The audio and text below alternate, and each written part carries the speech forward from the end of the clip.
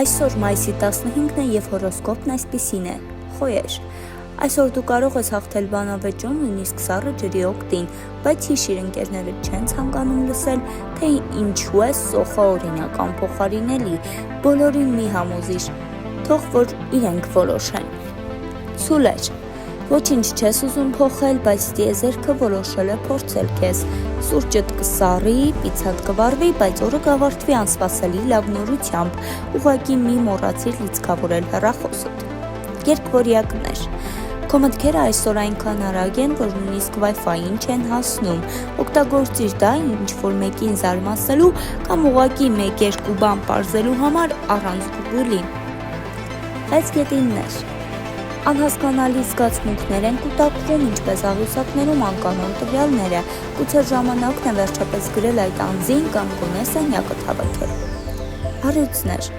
դու փայլում ես նույնիսկ եթե կոճկած վերնաշապիկդ սխալ կոճկես, օրը քեզ մարտահրավեր կնետի, օրինակ ասեղ գտնել խոտի դեզում, բայց դու կգտնես հավանաբար նաև խոտը կդնես ճիշտ տեղում։ Կույսեր, քո պլանները գրեթե կատարյալ են, միայն թե կյանքը կրկին որոշել է իրեն չհամապատասխանել, թող մի քիչ քաոսային լինի, կարող է հենց այնտեղից էլ նոր գաղափարներ առաջանան, մի նեղացրու սիրելիներին։ Կշեռքներ, այսօր դու կմաշվես ընտրություն անելուց, ինչ խմել, սուրճ թե թեյ, բայց օրը հիշարժան կլինի ոչ թե դրանով, այլ այն խոսակցություններով, որը կփոխի քո ընկալումը ինչ-որ մեկի մասին։ Կարիճներ,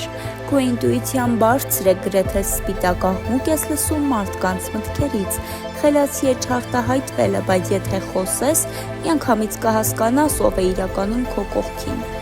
Աղեղնավորներ, սիրում ես ազատություն, բայց այսօր մի ժամ ուշացած հանդիպման կզգաս, ինչ է սեղմ գրաֆիկով ապրելը, կատակների կարիք կլինի, որպեսզի ոչ ոք չնեղանա։